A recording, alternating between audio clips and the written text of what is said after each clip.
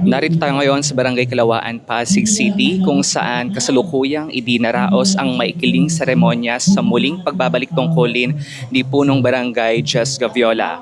Ito ay matapos ang kanyang 60 days preventive suspension.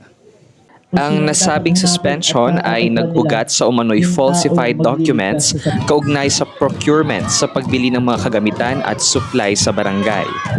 Sa mamamayan ng lungsod ng Pasig, ako po si Kuya Jess Gaviola, ang kapitan po ng Barangay Kalawaan. Nagbabalik na po sa aking paglilingkuran bilang kapitan ng aming barangay.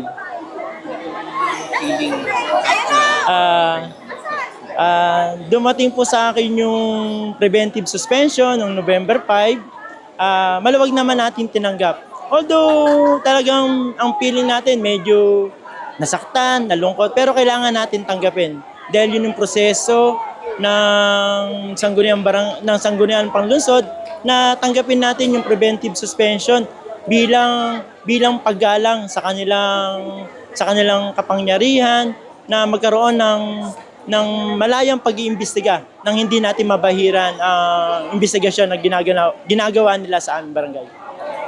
Pwede po ba namin malaman yung dahilan ng preventive suspension?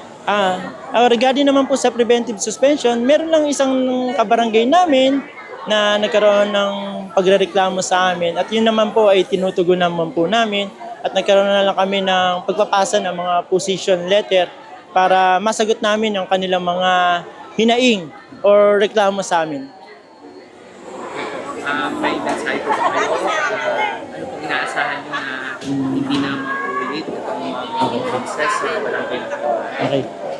Sa akin naman po, ito ay isang lesson and learn na rin po na kailangan pagbutihin pa natin na maging mas mabusisi tayo lalo na sa mga dokumento ng ating barangay na kailangan sumunod din tayo kung ano man yung ninanais ng ating mahal na Mayor Vico Sotto.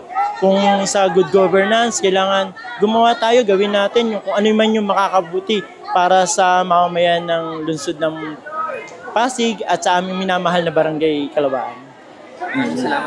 Maraming salamat po. Thank you po. Atin ngang nakapanayam si Kapitan Jess Gaviola at ayon sa kanya, buong lugod niyang tinanggap ang ipinataw sa kanya ng LGU na 60 days preventive suspension at sa kanyang pagbabalik, tinignan niya ito bilang isang aral para magsimula ulit sa kanyang panunungkulan. Yan muna ang ulat mula dito sa Barangay Kalawaan, Pasig City. Ako si Philbion para sa latest ng iNews Pasig. Balitang totoo, serbisyong tunay.